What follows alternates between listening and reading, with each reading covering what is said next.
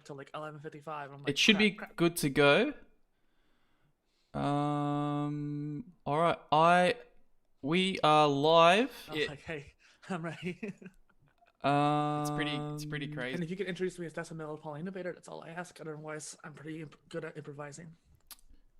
All right, we're live, guys, and I'm with Dustin Miller, PolyInnovator. Thank you. And how you feeling today, Dustin? Thanks for jumping on. Yeah, it's gonna be fun. I'm feeling pretty great. It's nice and sunny out. So I'm having a good chat with a good guy here, so it'll be good. That's awesome to hear, man. And which so you're from United States, are you, or which? Yeah. So I'm over in the Midwest, so they call it misery here because it's basically misery to be in the Midwest, but Missouri is where I'm at. And that's basically, I'm in the heart of Missouri, which is basically the heart of the US. So I'm just like as landlocked as you can get. Yep. Oh, that's awesome, dude. And so I'm curious about your personal brands. Like you're a polymath. So for people that aren't aware, do you mind expanding on your personal brand? Yeah. Well, and I'll expand on polymath as well. So there's kind of a topic a lot of people don't always think about, but I think it's very important for people to acknowledge out there. And a polymath is someone with a deep level of knowledge in many different areas. So poly is ancient Greek for much or many. And so many areas of knowledge. People say like math part of it. They're like, oh, are you like doing mathematics? And it's like, no, polymath means math as in like the Greek word meant like area of knowledge. So poly meaning many areas of knowledge. And I would argue that I'm an aspiring polymath because I'm an expert in swimming, I'm an expert in content creation, I would argue, but those are kind of the only two areas I'm really deep level of knowledge in. Maybe graphic design, maybe gaming, but those are kind of more of like lower level skills. Yeah. So I would say that at some point I will be a polymath. But you can think of like Leonardo da Vinci as a good example. Yeah.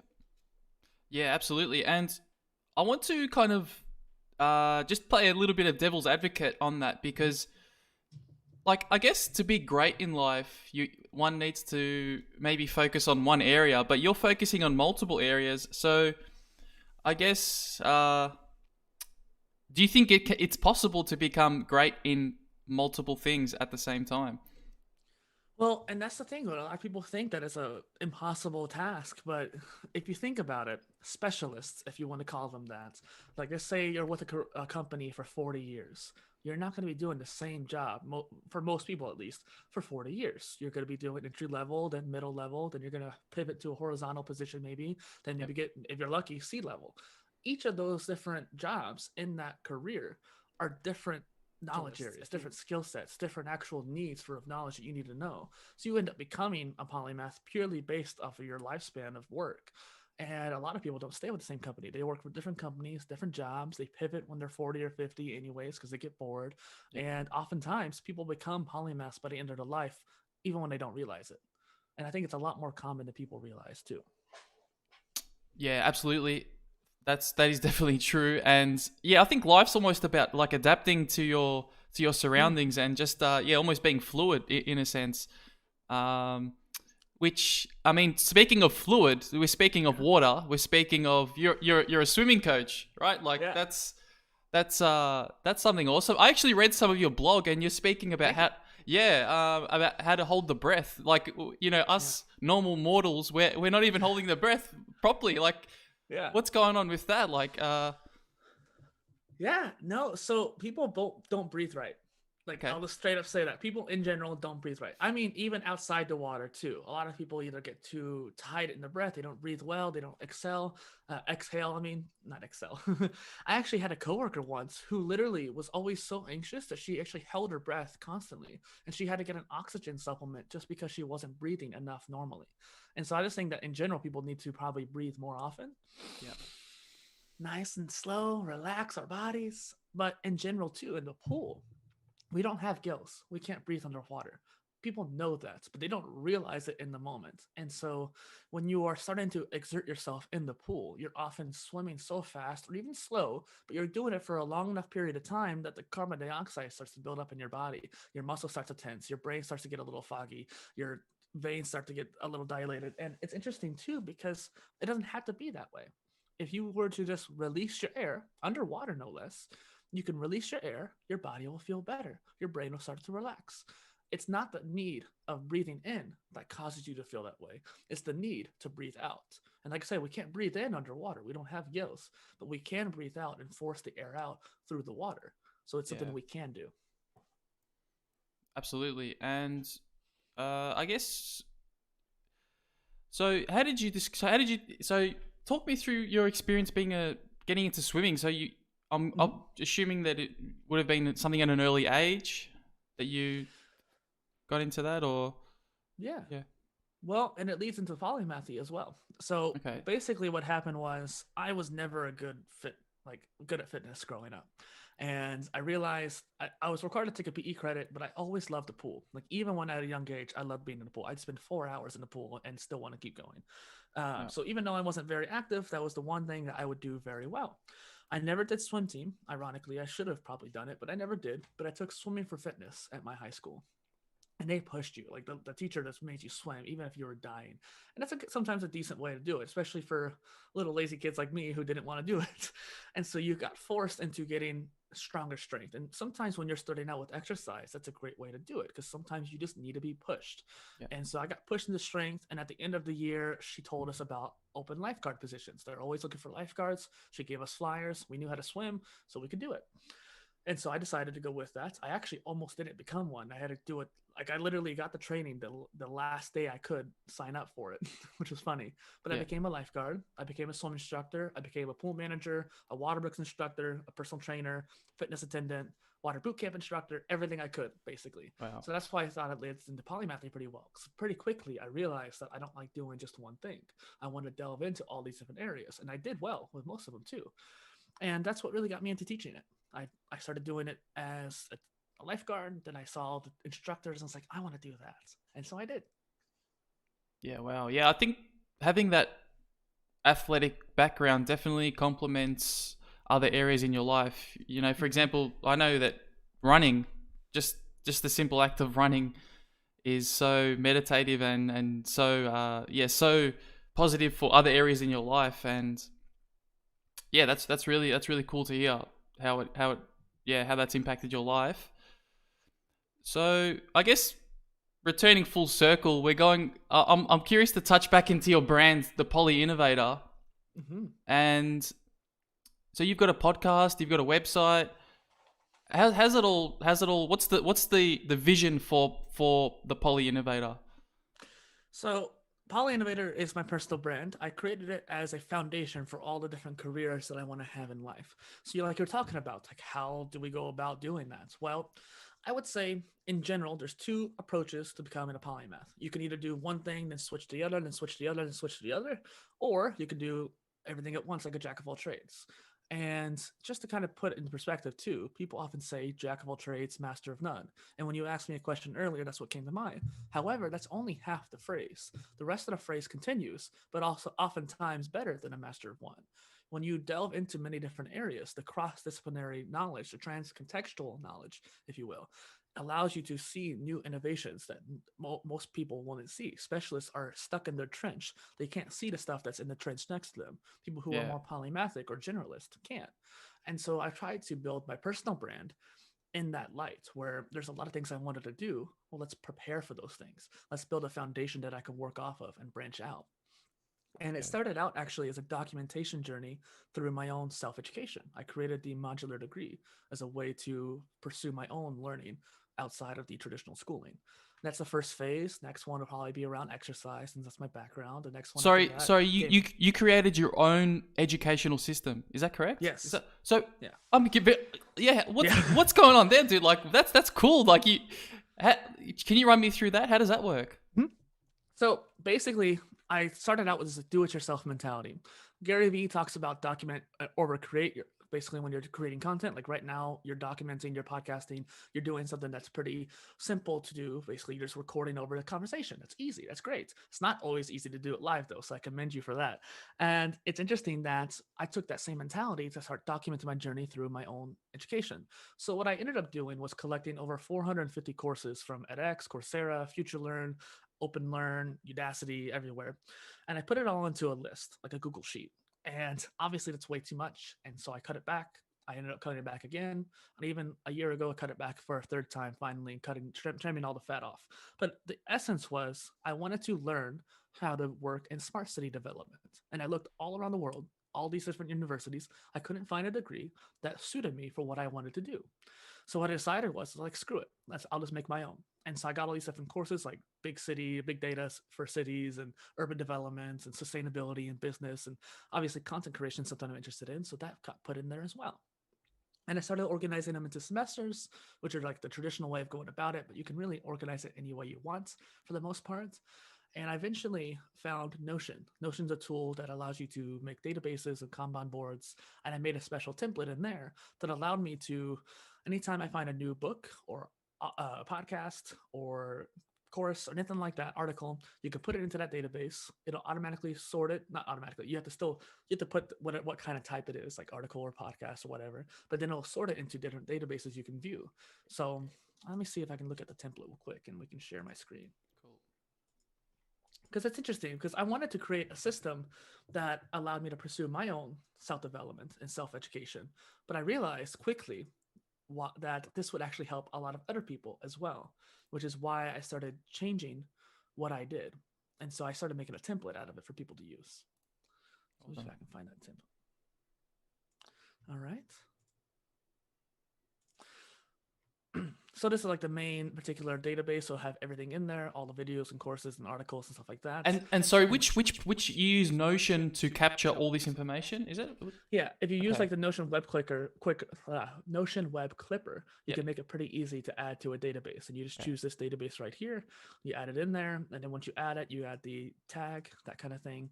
Okay. And then down here, you have the different mini databases. So if I want to just look at the articles, I can have them all show up right here. If I want to have just the videos show up, they can show up right here.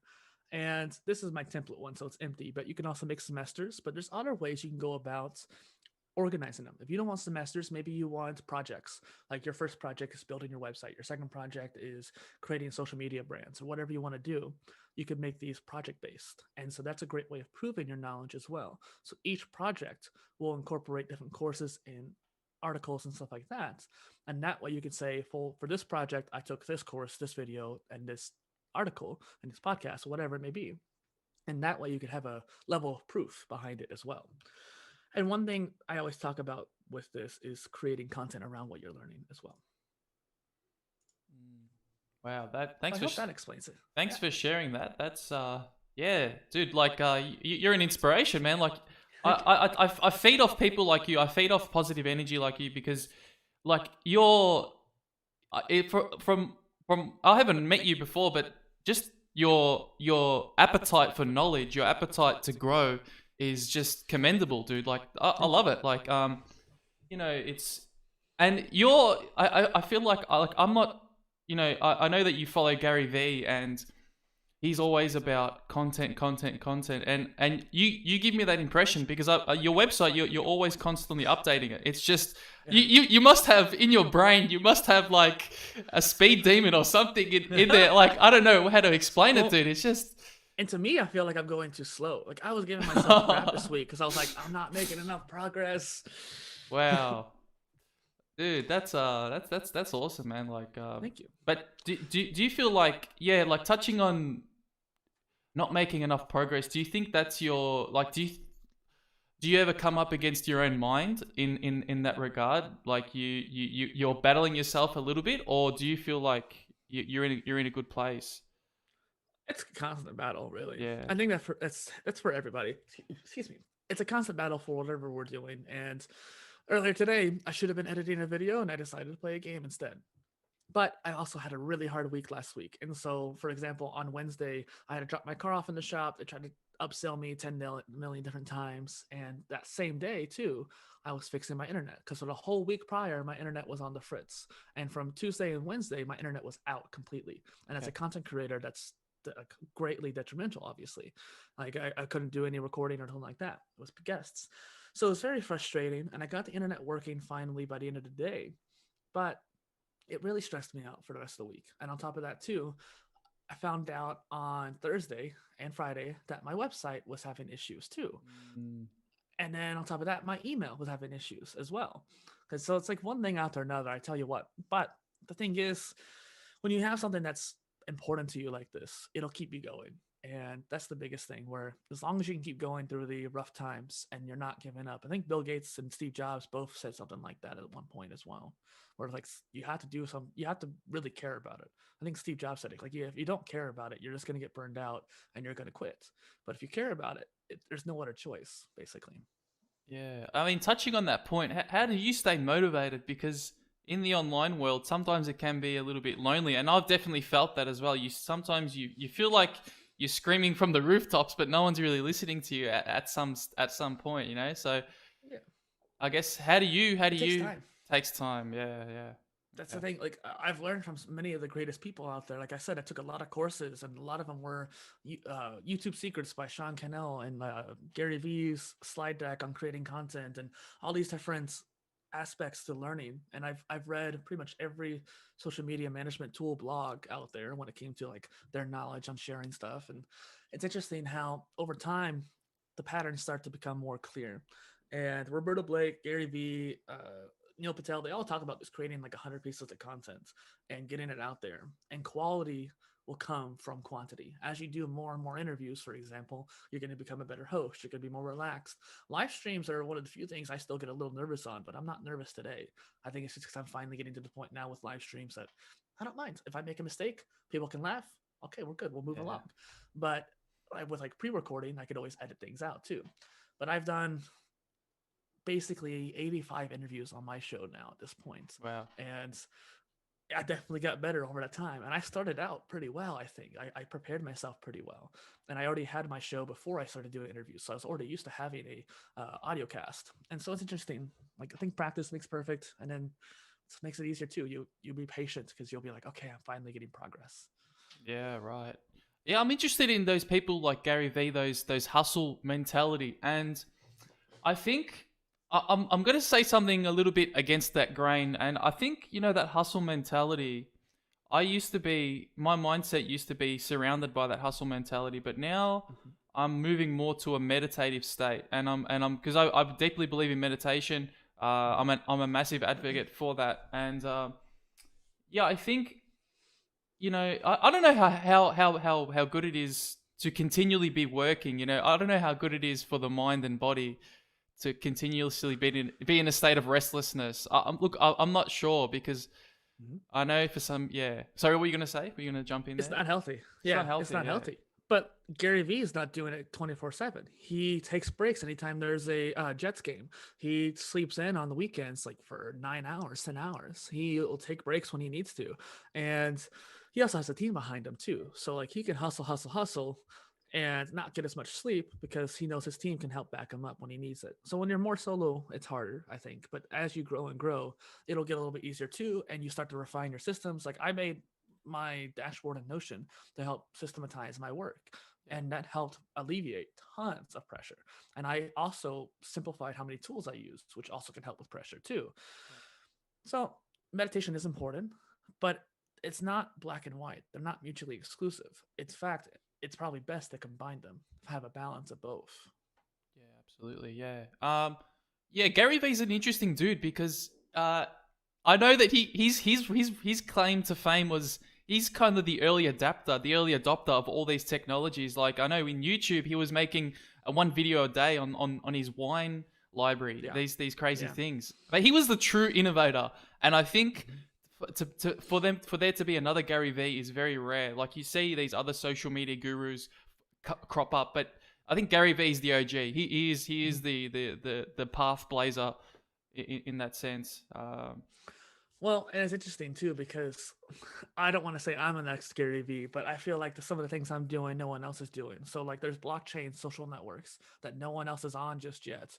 Well, at the very least, it's very few. Like there's a library, LBRY or DTube, which both are alternatives to YouTube.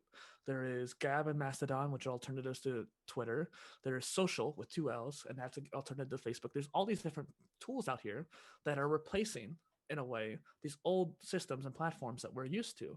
Okay. And I think at some point in the future, blockchain social networks are going to take place because they're decentralized. They're like, we've had issues with YouTube, for example, with Adpocalypse, where people like David Dobrik, who had 15.6 million subscribers, he would make 200,000 per video before Adpocalypse, and then after Adpocalypse, he made 2,000 per video And just for on the people AdSense. and just for the people listening Yeah. and myself, what is ad apocalypse?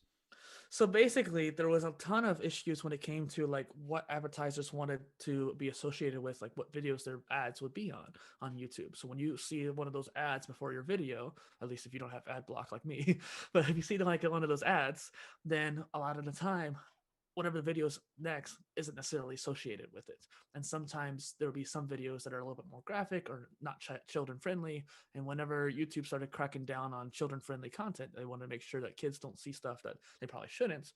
Advertisers kind of did like a big exodus. And so tons of advertisers left the platform because of all these non-children friendly content because they didn't want to get in trouble with the DMCA and that kind of stuff.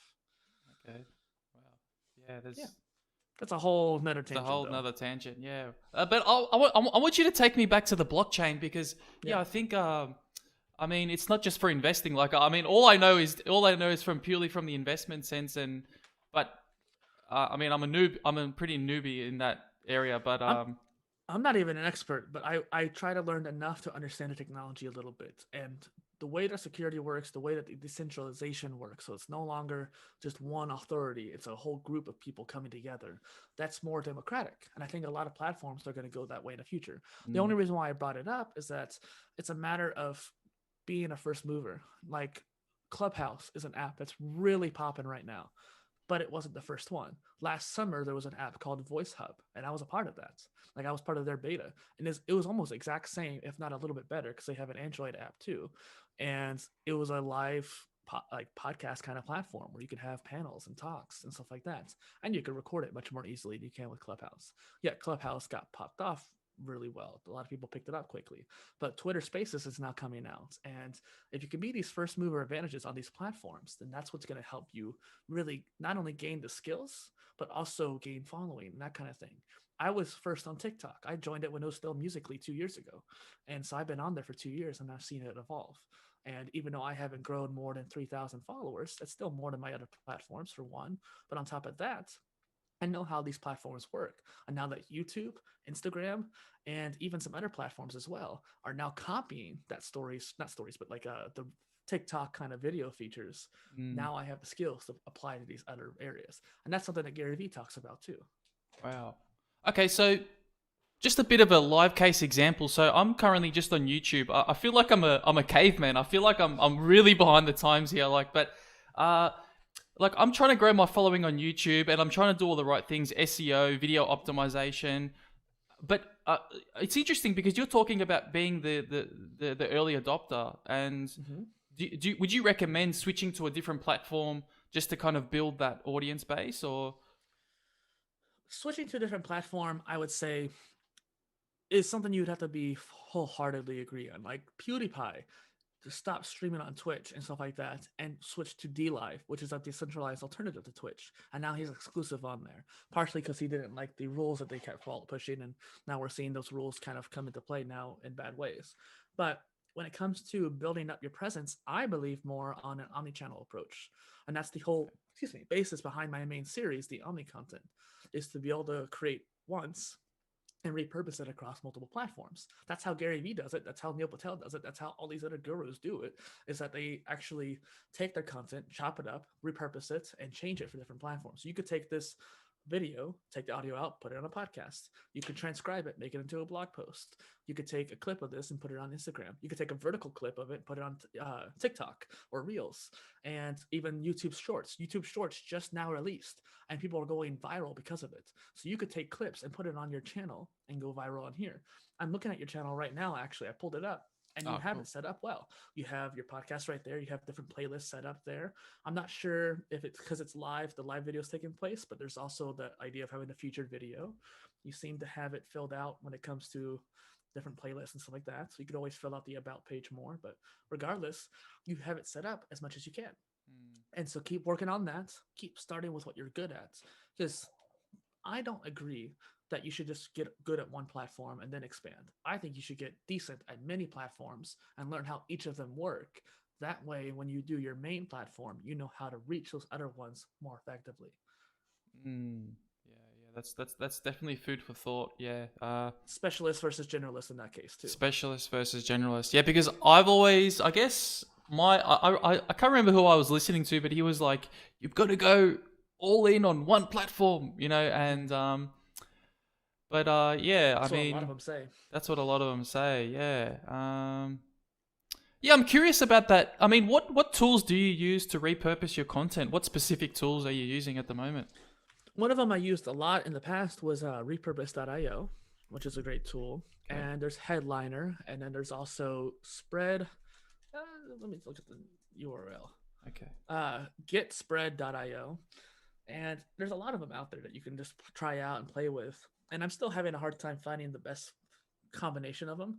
I went on Zapier and made a 20-step zap because I wanted to try to get my strategy set up properly, and it didn't quite work. But it didn't quite work because there was a limited delay feature. I don't know. There was something wrong with Zapier, but it was funny how like extreme that was to get that accomplished.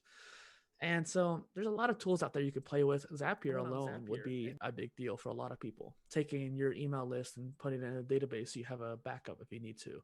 Or, for example, my email marketing tool is separate from my blog, but my blog can also send emails as well. So anytime I get a new member on my blog, I can send it to my email list or something like that. And so that's an automation you can set up that way. Okay. One of my blog posts, by the way, which might be interesting for people to look at, is this idea of strategy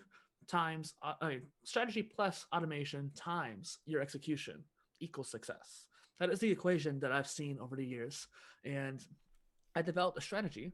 I can do the execution, but I failed at finding the right automations at times. Some people have the best tools for them, but they don't have the right strategy, and so they fail. So finding what part of that puzzle that you need is very important. Yeah. Like some people can't execute because they don't have time. Yeah. Yep. There's a lot. Yeah, there's a lot to unpack in that. Yeah, no, absolutely. It's almost like, yeah. I had a guy on the podcast the other day, and he was talking about the tools are primarily just an extension of, I guess, like your strategy. Like you shouldn't get too wrapped up in the tools. They're just kind of like the finishing touches. But your strategy and your direction is paramount to the success. And I think a lot of people underestimate tools too, especially now that there's a rise of new tools too, like a new wave of tools. And it's interesting because now that we have AI going into a lot of them now, or we have a lot of automations behind it too, there's a lot of parts of the workflow that could be automated that most people don't realize. And so this whole idea that Gary Vee talks about, I've mentioned it at least 3 different times on my blog. He said you should be creating 100 pieces of content a day. And Jesus. I think you're sitting there thinking like that's crazy, but to me it doesn't seem that crazy because 50 of those could be tweets if you really wanted to. That's kind of a lot of tweets, but that's the whole point. It doesn't matter what that content is. It's just a matter of that number is a generalized number to like say, hey, you need to be making way more content than you are right now. It is a land grab, as he always says. And I actually made a 7,000 word blog post basically about that kind of thing, like all the tools that I like to use, that kind of thing. And it's interesting because I found out that between content repurposing, cross-posting, and just sharing enough at times that you get to 100 pretty quickly. Like if you try to share the stories, you share to Twitter, you share to all the different social platforms, Pinterest, Facebook, LinkedIn company page, that kind of thing. By the time you share all of those, you're going to get a ton of content already out. For example, I have a strategy when it comes to my content over time. So a lot of people share it once and then they forget about it. But if you share once, it often dies out because not your whole audience won't see that particular share on like that tweet or that Facebook post. Hell, only 2% of your audience actually see your Facebook post in the first place, let alone the people who check out. If you share it in the morning, people in the evening aren't going to see it. And so the whole idea is to share the day of, share a day later on the opposite time of day, share a week later, a month later, half a year later, and then a year later. And you get that kind of exponential time delay there, but you're echoing it out to the point where that particular piece of content gets shared enough for people to actually see it. Sorry. No, I was just gonna say. I mean, it sounds like you're almost gaming the algorithm. It's because I know that sometimes I'll put a Facebook post out and damn it, I don't get any likes. But then sometimes I'll put out this rubbish post and it's like, how does this thing work? And Check what time of day that those posts are getting liked at. yeah, That's a big deal. Like, what time of day are your audience actually active? And on top of that too, it's interesting because if you're doing that's 6 posts right there, day of, day later, week later, that's 6 posts. If you're doing that across all the different platforms, you have Facebook, Twitter, LinkedIn Company, Pinterest, and I don't count Instagram because Instagram you don't want to do too much with that. That's 5 platforms right there. 5 times 6, you get what, 35? And so wait, is that right? Yeah, 30. Yeah, 30. You get 30. Wow, people are gonna make fun of me for the math in the comments. But you get 30 posts right off of that, right off the bat. Now, for example, my Omni content, I make a blog post, I turn that into a video, I take the audio out, I turn it into a Polycast because I don't call my audio podcasts, and I can tell you why later if you want. But I have 3 different content pillars that way, right? So you have 30 posts per content pillar. So that's already 90 posts right then and there. And all you're doing is sharing. You're not even creating clips. You're not even creating quote images. All of those can come after that too, if you really want. wow, my mind is blown at the moment. Yeah. So creating 100 pieces of content is not that hard as long as you know the strategies and have the tools to do it. Like I've had a hard time finding a tool that can delay my content out like that. In fact, only one actually ever worked, and it was kind of broken. It was CoSchedule, and I had to use Zapier to get it to work. Okay. So okay. What does your what does your general workflow? What does your average day-to-day workflow look like?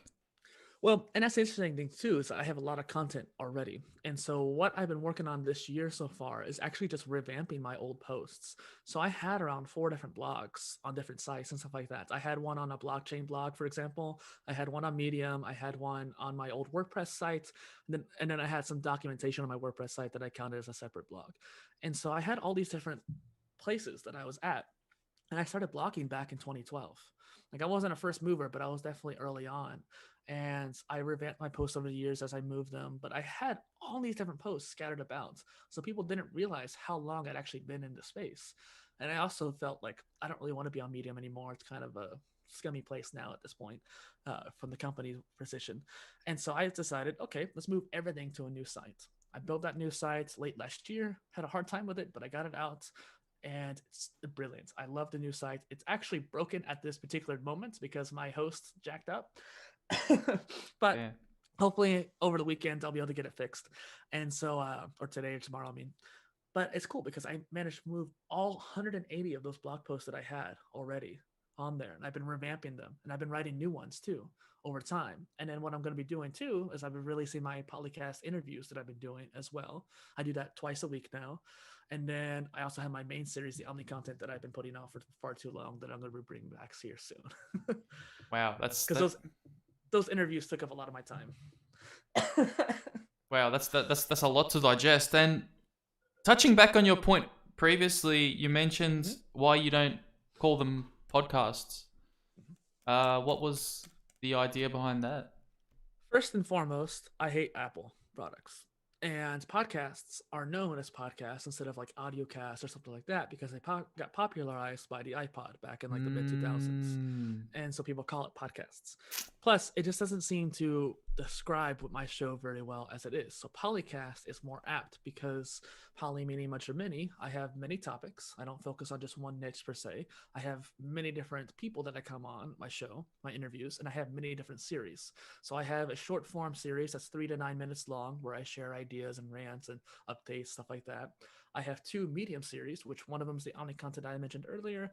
The other one's just regular Polycast that I do as like finales or like intro ones for the season. And those are usually 15 to 30 minutes long. And then I have my interviews, which are usually an hour or 2 hours long.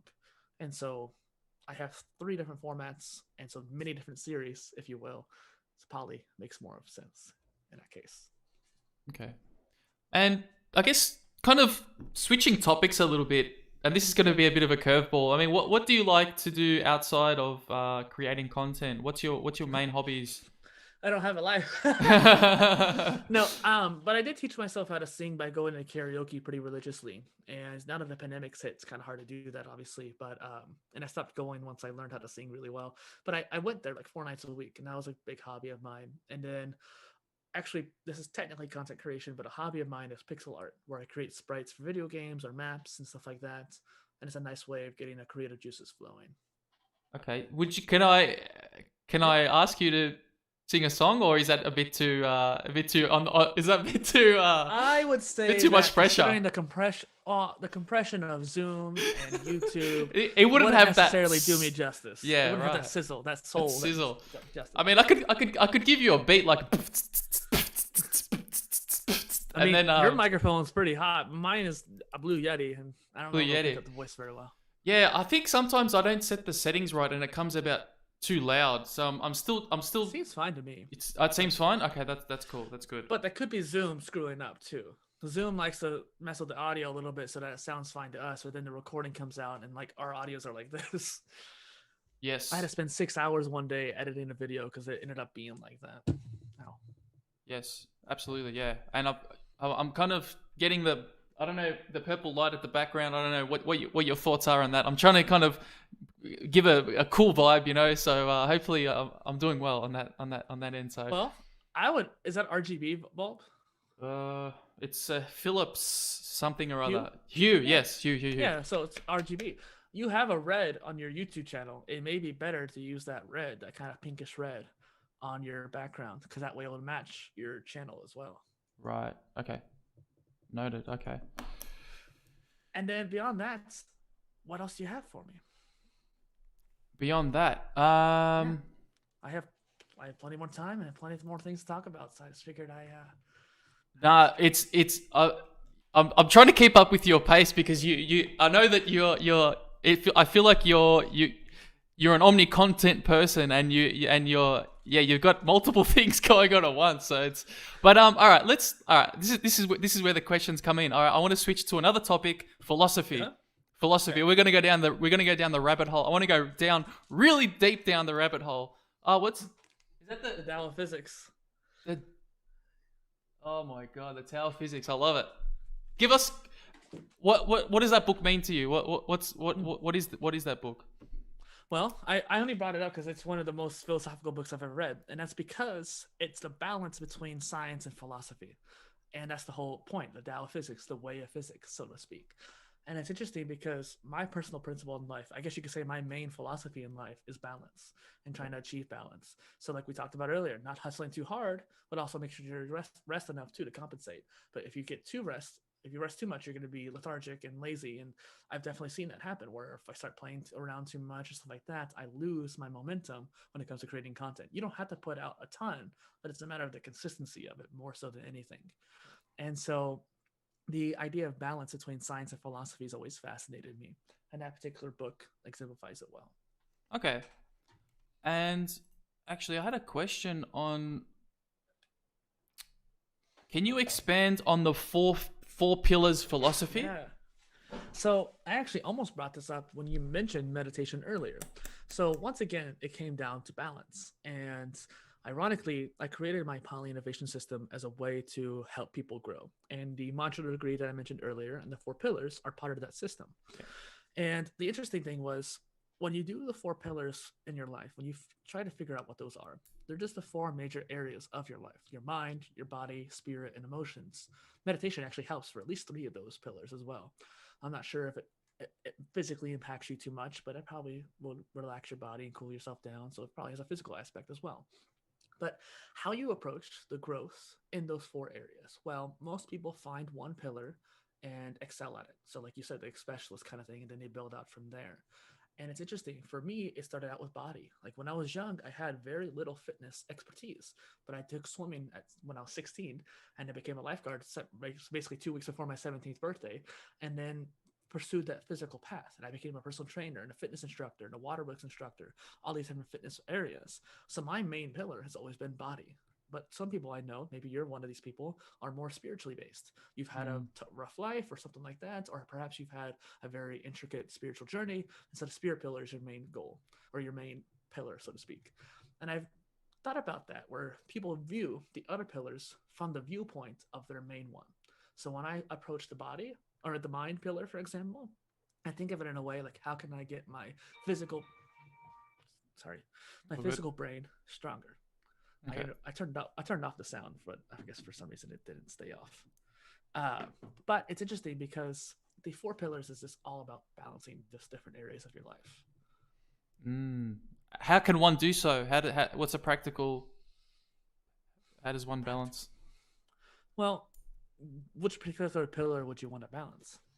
Let's say that I want to balance all four. Mm-hmm. How does one do so? One at a time. One at a time. Now, when you build up one pillar, you got to think of it kind of like building yourself up as well. When you build up one pillar, like if you focus on your body pillar, for example, you start exercising. Well, exercise, there's a mind-body connection. The endorphins that you get from exercise boost your mental state. You actually become happier, which also impacts your emotions as well. Mm. And the exercise actually makes your brain more efficient too. Running, as you were talking about earlier, you also get the runner's high, which is that state of flow, so to speak. And in the state of flow, emotional intelligence, and all these different areas can help you spiritually as well. Because once you find that grit, that soul that you need in order to push yourself, like there was one day I did 300 push-ups in one workout. It wasn't straight in a row, but I did 300 in basically 45 minutes or so, something like that. And it was one of those things where it's the hardest thing I had to do in the gym. But I got to 240 and my arms were numb from the lactic acid. Physically speaking, my body was done. Like I had no more energy left to do it. But I had the mental dedication, like I'm not going to leave until I do this. I had that locked in stone. And then I would say the spiritual pillar came into effect because that grit, that will to persevere and push myself further actually got me into that fight or flight state where the adrenaline kicked in. And I was able to crank out that last 60 as if I had just started over again because the adrenaline surpassed that physical barrier, so to speak. So that's one example I always kind of bring up, is that they all are interrelated, and some things you do with one pillar will affect the other pillars as well. Wow. How do you what goes through your mind when you're in that fight or flight stage? Like what thoughts are going through Dustin's mind in that stage? Well, think about it this way. Like I was in an accident at one point, and so my body got into that hyper adrenaline state. And so I did some meditative breathing. I tried doing the box method too to help slow down my heart rate and get out of that. And so when you're in that state, you're hyper aware. You're trying to get things into your view of vision so you can actually fight, or if you have to decide whether or not you're fighting this beast or whatever, or you're running away. That's how our bodies are naturally programmed to be. When you're in that state too, though, it's a massive power surge, so to speak. Like I said, my arms were numb. Like I haven't been numb very often when I exercise. And some people will hear that and they're like, oh, you didn't do it right. It's normal. Like when you do enough of the same exercise over and over again, your lactic acid is going to make your muscles kind of break down a bit. Yeah. But it's one of those things where pushing past that, yeah, I think is the real key. And so like if you're running away from a lion, you could be running for a long time and your muscles are going to go numb from that. And you need to have the ability to push past it. That's why we have that fight or flight system in our body. Mm. How is the world impacted by self-development? Or yeah, how can yeah? I guess maybe you can yeah. I would say that when the world is as it is now, we're divided. We have all these different disagreements, and we're not able to communicate properly. I would say. When one pursues self-development, they become more open-minded, they go more for a growth mindset, and they are more open to new ideas and weaknesses on their part. So when someone, like when you said earlier, I disagree with what you said, I didn't get offended by it. It made me curious, like, hey, what's his point that he's going to make? Because I'm not sensitive to that particular aspect. We're having a discussion here. We're talking. You had me on your show to have a discussion. I should be open to your ideas just as much as you are to mine. Yeah. And so I think that self-development helps interconnect the world a lot more. Like so when you build yourself up individually, the community, like the community aspect actually gets built up at the same time. Okay. And if enough people do it, I guess. Okay. Okay. If you you were, disagree? no, I agree, absolutely, 100%. Okay. I'm a big believer of self development. I've got a question coming through my mind. I feel like what type of advice would you give to? Okay, let me rephrase. If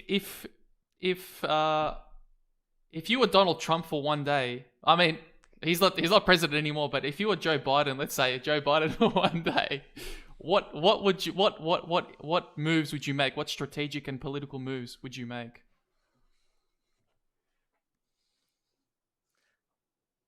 I'm trying to think. Hold on. It's a big question. Take as much time as you need. I would make everybody do their own training at home. They would start their meditation, and I don't know. Like, I think meditation would be the best way to go about it. Like, what about like a global meditation program? I know that it's common in Eastern countries, India, and all these things. Well, let me say this. Actually, I just came up with the idea. Like, that's the point behind the modular degree. I created that system in order to modernize the way we approach education online, because there's all these different resources. How do we actually use them? People like you and me might go read articles for fun or go improve ourselves, but not everyone's going to do that just yet. Not everyone even realizes it's an opportunity. And when you have a system that's built around actually bringing all that stuff in and collecting it, and then somehow organize it into a path for you to take, either self-curated or down the line maybe through AI, that allows for a unique approach to your own learning. And I think that's very important, because we have places around the world that need improved education. And if we were to try to do it the traditional way, not only would it cost too much, but we might not even be able to get it to work in those systems. Like, certain schools in Africa, for example, have not worked very well because they were trying to emulate the West. But in that particular region, it might not have worked for what they needed. They might have been learning stuff they didn't even need to know, too. That's the one thing about the modular degree is choice. Like, if I don't like what I'm learning, and I know that it's not really going to be that important to me in the future, then you could stop. You're not forced to take that particular thing. There's a certain point of grit, I think, as well. People quit too soon a lot of the time. But there's also a point of being forced into something. So if I was president, I would try to incorporate a modern way of learning. Okay, modern way of learning. Okay, yep, right. Okay. Yeah. Yeah, I guess it's a lot of pressure to be president and for a day. for a day. It's I had a question, but it kind of disappeared. Now I'm just trying to think. No. It's what was I going to say? It was about yeah. I mean, I want to kind of shift gears. I want to shift to another gear. I don't even know what gear I'm in at the moment, but love life. Okay. How's your love life going, man? Like, I'm just curious to hear that, because well, we're still under quarantine here. I guess this person will never see this video. So there's actually a girl in my neighborhood who I think is very you never cute, know. and I would probably, yeah, I never know. I never know, but and so I've tried talking to her a little bit. She has a really awesome dog that I really love as well. And so that's probably the closest thing I would have to a love life, is a crush. But I've also just been focusing too much on PolyInnovator. Like, I don't have time for a love life. I want to get started on that content and keep creating it. I have a lot on my backlog that I want to create. Yeah. Like over 700 ideas in my database, literally. Yeah. Yeah, absolutely. It's like a way off effect. It's do you you can either pursue the relationship and that down that route, or you can pursue the self-development road. I feel like, well, you can do both at the same time, but I feel like I think this is more career based though. Like, the PolyInnovator is more for what I'm going to do in the future, and so it's more pursuing my career than it is development at this point, because I've already pursued my development for the past like 8 years. So I feel like I there's plenty more for me to grow, but it's become more of a not as important priority. And despite the fact that my whole ethos is learning too. How old are you, if you don't mind me asking? I'll turn 26 this month. Not this month, this year, I mean. Okay. Because basically since high school I pursued self-growth. That's awesome, dude. Like, yeah, because it does take. I spoke to another guy on the podcast, and he was of this idea. It's like bringing back to Japanese roots, and he was saying it's like it takes like at least 10,000 hours to that's like the old saying 10,000 hours to master or to become proficient in anything. So I disagree. Disagree? And the reason why I disagree, because the person who coined the 10,000 hours, Malcolm Gladwell, disagrees. He's the one that coined it, but he got proven not wrong, but proven differently. So there's a book called Range by David Epstein that talks about why generalists succeed in a specialized world. And we were talking about generalists versus specialists earlier. And the idea about 10,000 hours is an average. It could take 12,000 hours if you're working on something even harder or you're not doing very good practice.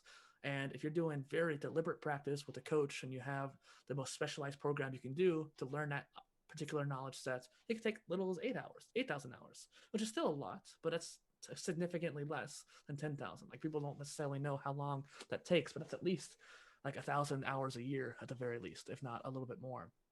And it's one of those things too, where when you have that trans-contextual thinking that I mentioned earlier that polymath and generalists use, then you actually can learn things more quickly. You can translate your knowledge from one area to another. So for example, I have this 3 simple steps to swimming. Like you kick your legs straight, you put your face down, you get your arms out of the water. That's a basic sense of that, right? Well, that 3-step rule can be applied to other areas. So like if I want to do push-ups, well, I have to make sure my arms are extended, my back is straight, my feet are together. Boom, you know how to do a push-up and you go down. And maybe the last one would be instead of feet together, you put yourself down and bring yourself up. Regardless, you can take that same mentality of how you learned one particular skill and translate it to another area. And that's why even Malcolm Gladwell, who coined the 10,000 hours in his book, the 10,000 hours, basically, where it can be different than most people understand. And you can actually accelerate faster when you can learn from multiple different areas, if that makes sense. Mm. Even Yeah. if you only know 60% across the board, that 60% will teach you things about that one specialty that you would not have learned if you just pursued that specialty by itself. Okay. And what's your idea of death? Okay, that changes the subject a bit. Yeah, I've kind of come from cold to hot. Yeah. Opinion of death. It's one of those things that's bound to happen. Hopefully, you can avoid it as much as possible. Mm. And when it comes to the afterlife, which is what I presume you would probably ask me next, I think that everyone's religion has a different purpose, but there's also this idea behind sometimes just nothing happens. Maybe that your brain just shuts down. There could be a spiritual plane. I don't know. I don't really have a particular preference because I'm focused on the life that I'm living now. Yeah, right. Yeah. And do you believe in God? Hmm. Asking relationships, asking religion. This is an interesting show.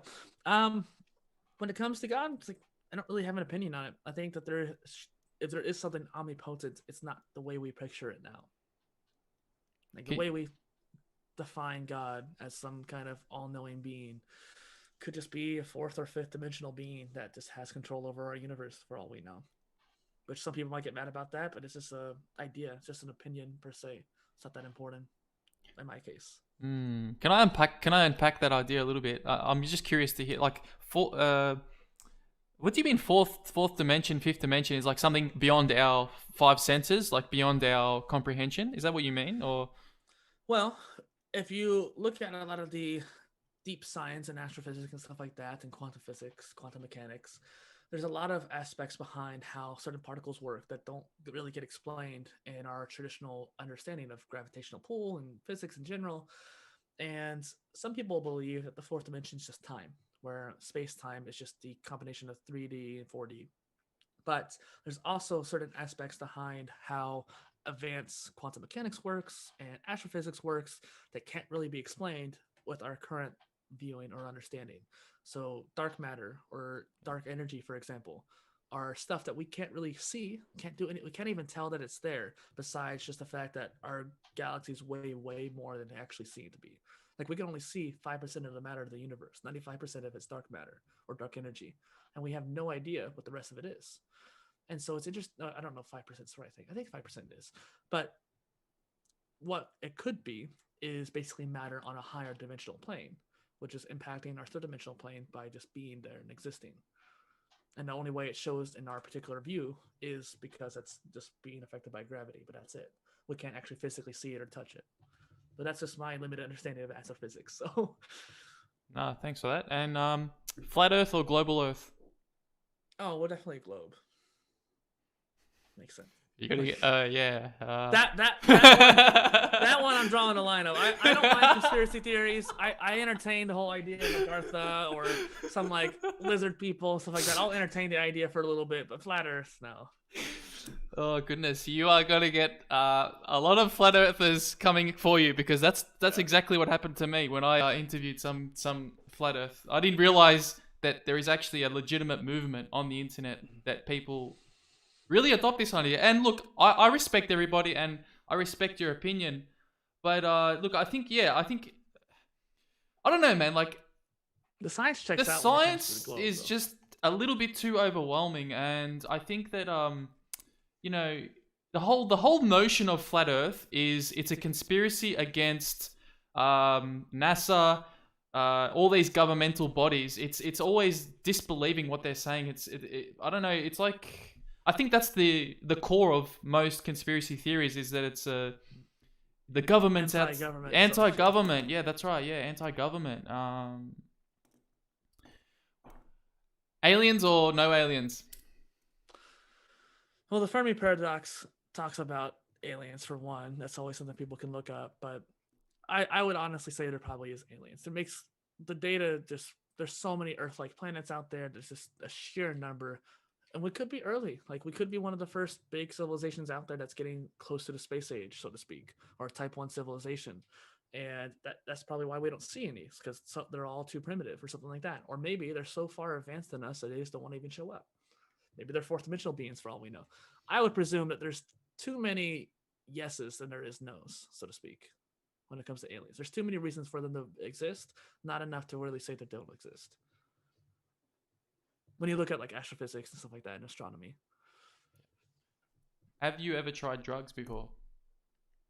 Not something I would want to say in a public domain. Okay, fair enough. I respect that. All right. Well, that was. I think I might wrap it up here, dude. It's been 1 hour, I believe. We've been on the podcast, so yeah. I'm trying to test my own barriers and trying to test my own limits. So hopefully you've been all cool with the questions that I've asked. But I appreciate your time, and I appreciate what you've taught me, because I definitely can take out some information of what you've given me. So well, and hopefully a lot of things are food for thought for people listening in. And how can people listen? And how can people find you if they want to? Well, as of the time of this live recording, my website is technically down, but it's normally at polyinnovator.space. It should be available, though, polyinnovator.ghost.io, because that's the native link to it. And so either one of those links particularly, but then the show that I talked about, the Polycast, the Polymath Polycast, is found at pod.co/Polycast. Thanks, guys, for listening. Thank you again. Thank you. That's good.